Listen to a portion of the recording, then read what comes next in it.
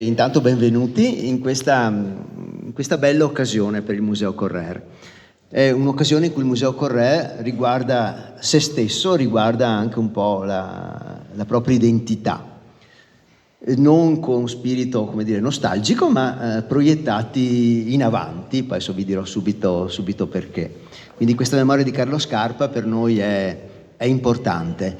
Il nome di Carlo Scarpa e le sue qualità, soprattutto di grande architetto tout court, ma in particolare di museografo, quasi per un qualcosa di non detto, ma che gira nell'aria, sta avendo molta attenzione in questi ultimi tempi, tant'è che sono annunciate, come voi sapete, delle iniziative anche qui a Venezia, presso la Fondazione Masieri, a Palermo, per esempio, presso Palazzo Batellis.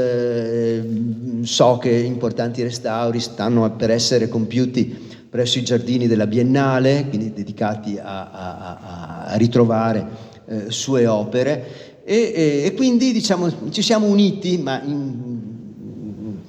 a ben a ragion veduta, come poi dirà sicuramente Stella, direttrice, in quest'alea, diciamo, che rivalorizza e riguarda a Carlo Scarpa. Carlo Scarpa qui al Correr ha lasciato un'impronta che è molto forte.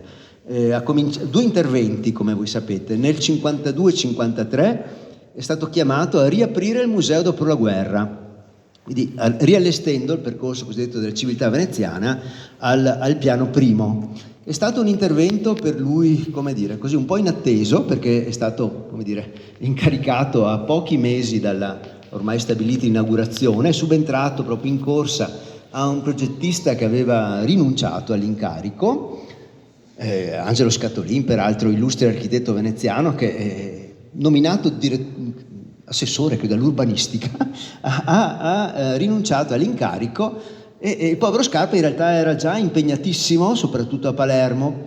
Stava allestendo la celeberrima storica mostra dedicata a Antonello da Messina, e subito dopo l'incarico per Palazzo Batellis, quindi era veramente impegnato e aveva cominciato appunto ad affrontare in maniera così un po' disorganica l'impegno.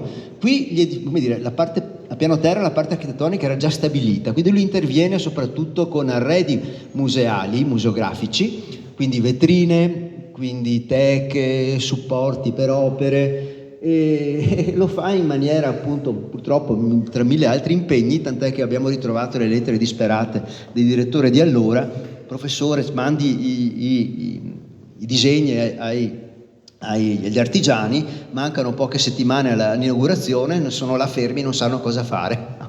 Scarpa in quell'occasione, nonostante questa situazione, dà già alcuni straordinari esempi della sua, eccolo qua, della sua... Scarpa, vero? Mi stava chiamando Scarpa. Sì, per suggerirmi magari cose che devo dire. No, per esempio questa vetrina che avete qui di fronte